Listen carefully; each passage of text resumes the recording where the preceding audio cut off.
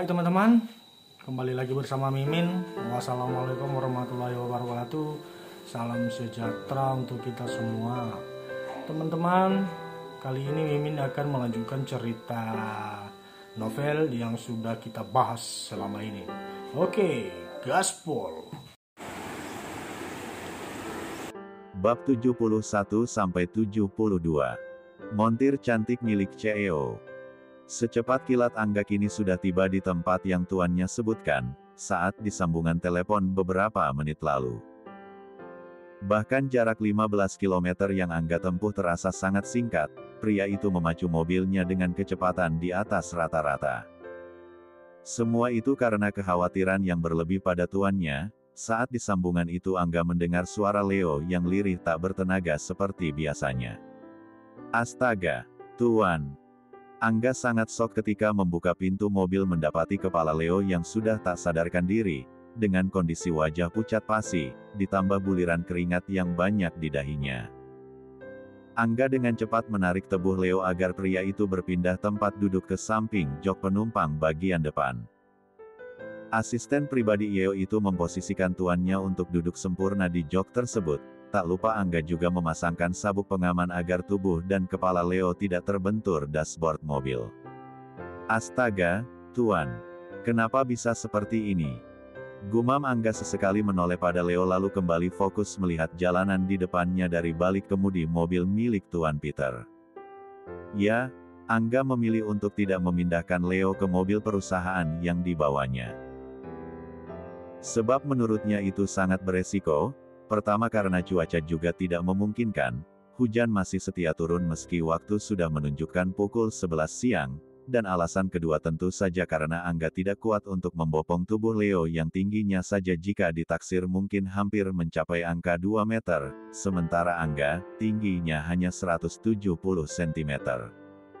Ya, maklumlah, Angga turunan lokal asli sementara Leo.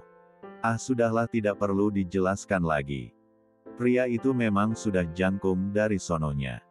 Angga sudah tiba di rumah sakit swasta 8 lantai yang tidak jauh dari perusahaan Lincoln. Buru-buru Angga menghentikan mobilnya tepat di depan UGD, Angga langsung membunyikan klakson saat mobil itu sudah berhenti sempurna. Dia turun dan langsung disambut oleh nakes yang berjaga di unit itu. Terlihat ada 3 nakes yang datang dengan mendorong hospital bed ke arah mobil Tuan Peter.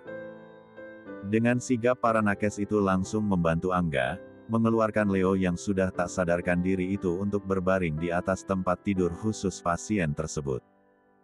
Angga mengikuti cepatnya langkah para nakes itu hingga mereka sampai di dalam ruangan.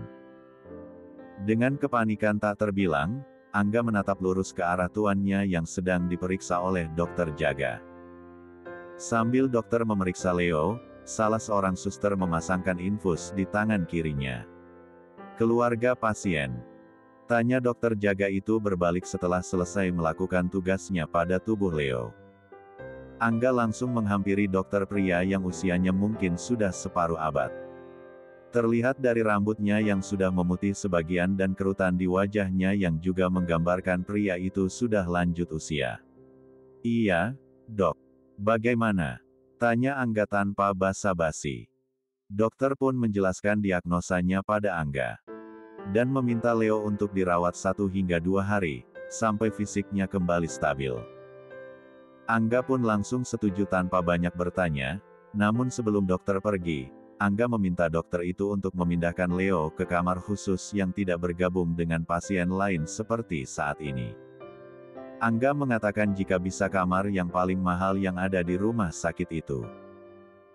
Jika tidak begitu pasti kedua orang tua Leo akan memarahinya habis-habisan, mereka tentu tidak rela Leo anak satu-satunya, si pewaris tahta kerajaan harus berbagi udara dengan pasien lain. Baik, silahkan Bapak selesaikan administrasinya terlebih dahulu. Ucap dokter itu sebelum pergi untuk memeriksa pasien yang lain. Setelah selesai dengan administrasi, lalu memastikan tuannya itu sudah dipindah ruangan, barulah Angga berani untuk menghubungi Tuan Peter. Saat ini Angga tengah duduk di depan ruangan Leo, menunggu kedatangan kedua orang tua si Raja Hutan tersebut. Di seberang sana, Betapa terkejutnya kedua orang tua Leo saat mendapat kabar bahwa anak kesayangan mereka tiba-tiba masuk ke rumah sakit, dan yang lebih mengagetkan lagi, Leo harus dirawat untuk beberapa hari ke depan. Padahal kemarin saat mengurus masalah Lintang, Leo sehat dan bugar saja. Tak ada yang ganjal, tak ada satupun yang melihat keanehan di fisik Leo. Angga memainkan ponselnya. Dek, Ale. Gumam Angga saat mengingat wanita itu.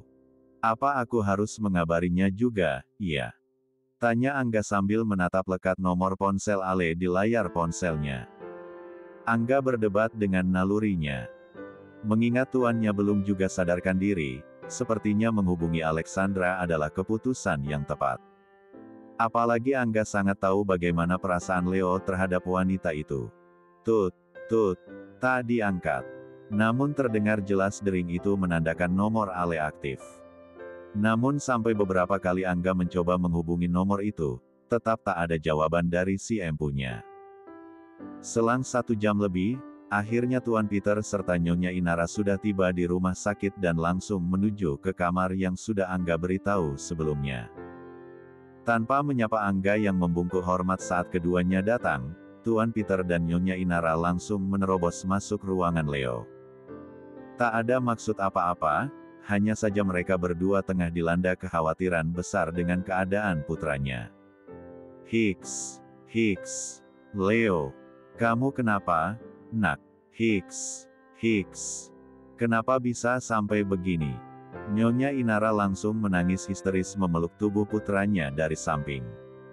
Sementara Tuan Peter pun ikut bersedih melihat keadaan Leo, padahal di tubuh Leo saja hanya infus yang terpasang, tidak ada alat-alat asing yang menempel di tubuhnya. Angga, ada apa ini, Hicks? Kenapa anakku bisa terbaring lemah seperti ini? Nyonya Inara menatap Angga dengan tatapan tajam. Namun air mata dan wajah sedihnya, mampu membuat Angga ikut merasakan apa yang tengah dirasakan ibu satu anak itu. Maaf, Nyonya. Saya juga tidak tahu pasti. Angga menunduk, pria itu lalu menceritakan kronologi yang terjadi dan tidak lupa Angga juga mengatakan apa yang dokter katakan. Setelah Angga menceritakan kejadian secara detail, tak ada lagi yang bertanya padanya. Kedua orang itu masih dirundung duka karena untuk kali pertama selama keduanya menjadi orang tua, harus melihat anaknya terbaring di rumah sakit dengan tangan yang diinfus. Angga, kau kembalilah ke perusahaan. Handle perusahaan selagi Leo masih berada di sini. Angga patuh. Setelah berpamitan, Angga langsung melangkah keluar ruangan itu. Namun saat Angga sudah berada di lobi, kedua netra pria itu tak sengaja melihat dua orang wanita yang tak asing tengah duduk di depan meja resepsionis. Aleta, Alexandra, ngapain mereka di sini? Apa jangan-jangan mereka sudah tahu kalau Tuan Leo dirawat? Tapi tidak mungkin. Aku baru memberitahu Tuan dan Nyonya baru saja. Tak ada satupun yang aku beritahu bagaimana kondisi Leo saat ini. Dan tak mungkin juga jika tahu dari Ale, sementara dia saja tidak mengangkat sambungan telepon dariku tadi. Bab 72. Ale yang tengah duduk berdampingan dengan Aleta, tiba-tiba merasa ada yang terus memperhatikan. Karena penasaran, Ale pun mengedarkan pandangannya ke kanan dan kiri. Benar saja firasatnya, ada sosok pria yang berdiri mematung menatap ke arah dirinya dan Aleta dari jarak beberapa jengkal saja. Ale mengangkat kedua alisnya, terkejut. Ada apa? Tanya Aleta saat Ale tidak lagi fokus mendengarkan informasi dari petugas rumah sakit yang bekerja di bagian resepsionis tersebut. Karena tak mendapat jawaban, Aleta akhirnya mengikuti kemana arah tatapan Alexandra. Dek, gegas Aleta langsung bangun dari duduknya menatap ke arah yang sama dengan Ale. Pak Angga, gumam Aleta tak berkedip. Aleta, sedang apa kamu di sini? Bukankah kamu bilang ada urusan keluarga yang sangat penting, dan tidak bisa masuk kantor hari ini? Angga berjalan maju mengikis jarak di antara kedua wanita itu. Angga baru ingat, tadi pagi Aleta datang ke kantor menemuinya, meminta izin untuk tidak bekerja hari ini, karena ada urusan keluarga yang sangat penting. Angga memicingkan matanya menatap Aleta dengan curiga. Pak Angga. Layaknya tameng, Ale langsung bergerak maju berdiri tepat di depan Aleta. Tatapan yang tadinya begitu tajam Angga hunuskan pada Aleta, kini berubah datar menatap kedua manik Alexandra. Pak Angga juga ngapain di sini? Bukannya ini masih jam kerja? Tanya Alexandra mengalihkan pembicaraan, seraya melihat ke arah layar ponsel yang berada di genggamannya, untuk memastikan memang sekarang bukan waktunya jam istirahat, sebab waktu istirahat kantor sudah berakhir hampir 1 jam yang lalu. Alexandra, sepertinya kamu harus tahu. Saat ini Tuan Leo tengah mendapatkan perawatan intensif di rumah sakit ini. Angga langsung to the point. Hah? Bukan suara Ale yang mengucapkan kata itu, melainkan Aleta. Sementara Ale nampak begitu shock, dan belum sepenuhnya bisa mencerna informasi yang Angga sampaikan itu. Ada apa dengan Tuan Leo? Aleta kembali bertanya. Bukannya Tuan Leo paling sensitif soal kesehatan? Sambung Aleta lagi tidak percaya jika atasannya itu bisa sampai jatuh sakit. Ya, tadi beliau pingsan di mobil saat menuju ke perusahaan Lincoln. Dan kamu tahu pasti untuk apa Tuan Leo datang ke sana kan, Alexandra? Dek. Ale meneguk selaifannya yang tiba-tiba terasa pahit di tenggorokan. Apa yang terjadi denganmu, Leo? Suara Ale tercekat, dia tak bisa mengeluarkan kata barang sepatah. Tubuhnya membeku. Pak Angga. Di mana kamar rawat Tuan Leo? Kami ingin melihat keadaannya. Aleta menengahi. Bukankah memang seharusnya seperti itu? Ale sudah banyak membantunya sejak kemarin. Ditambah dengan hari ini, jasa Ale tak ternilai harganya. Tadi pagi-pagi sekali Ale sudah mengantarkan Aleta pulang ke rumah kedua orang tuanya, dan membantu Aleta menjelaskan permasalahan rumah tangganya selama 2 tahun ini.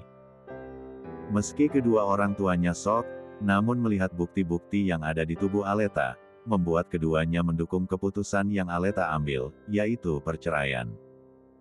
Setelah dari kediaman orang tuanya, Ale kembali mengantar Aleta menuju ke perusahaan Barus, untuk meminta izin tidak masuk kerja hari ini. Tidak sampai di situ perjuangan Alexandra untuk membantu Aleta, wanita itu kemudian mengantar Aleta ke kantor polisi untuk melaporkan tindak pidana KDRT yang dialaminya. Setelah itu penyidik meminta Aleta untuk segera melakukan visum sebagai bukti kuat bahwa dia adalah korban. Dan disinilah Aleta sekarang, di rumah sakit swasta bersama dengan penyidik dari pihak kepolisian, Alexandra beserta 1 orang pengacara yang Ale siapkan untuk membantunya. Setelah meminta izin sebentar pada pihak penyidik dan pengacara tersebut, Ale dan Aleta pun beriringan mengikuti langkah Angga di belakang. Ini kamar Tuan Leo. Seru Angga tepat di depan pintu ruangan, masuklah. Aku yakin Tuan Leo menunggumu. Namun kedua kaki Ale tertahan, dia ragu untuk masuk ke dalam saat melihat dari balik kaca di pintu itu ada sosok wanita, yang tentu tidak akan suka dengan keberadaannya. Ayo, Alexandra. Aleta melingkarkan tangannya di lengan Ale. Tok tok tok. Kembali Aleta yang bergerak untuk mengetuk pintu itu lalu membukanya. Permisi, Tuan. Dek. Ale tersentak kaget dan tidak mengerti, kenapa tiba-tiba ada rasa sesak yang datang menghimpit dada, kala kedua netranya menangkap sosok pria yang begitu dicintai terbaring lemah di atas hospital bed itu.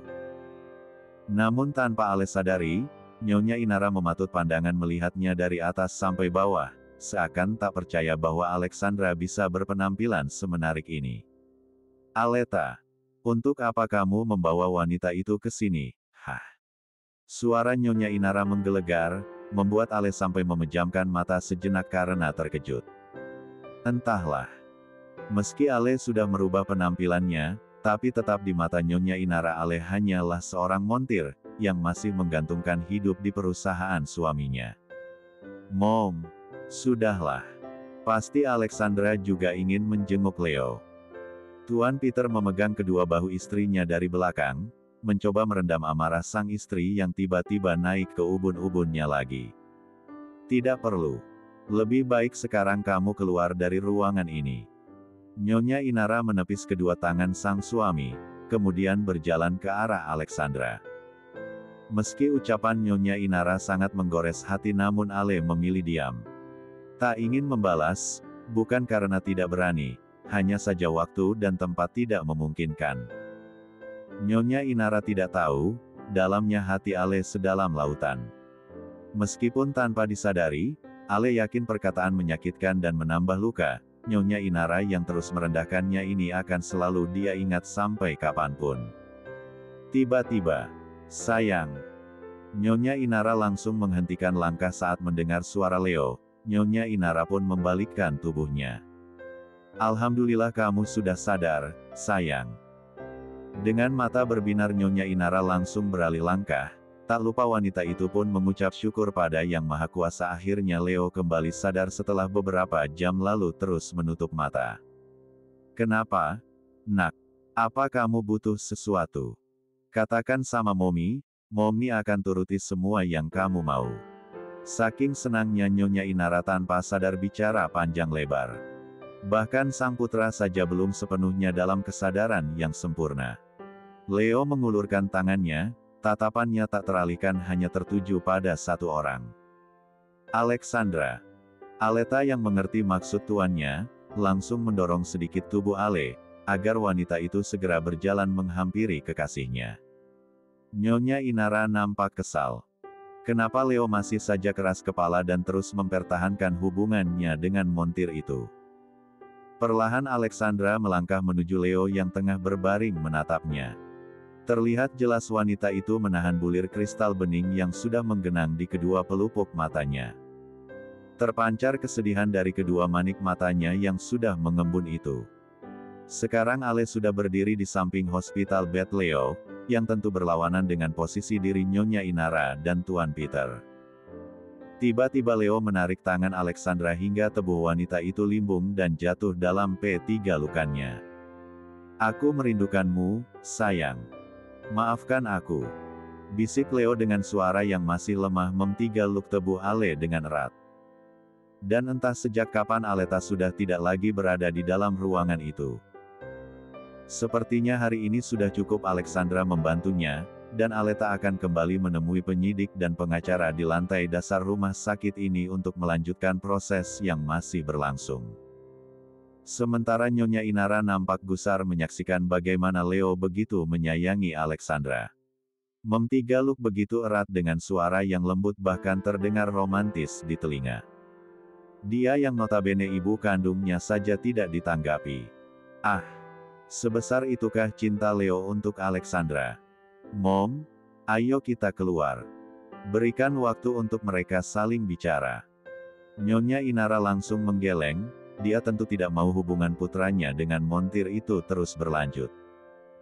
Tak kehabisan akal, Tuan Peter langsung mendorong paksa sang istri, lalu berjalan dengan kedua tangannya berada di belakang pundak istrinya.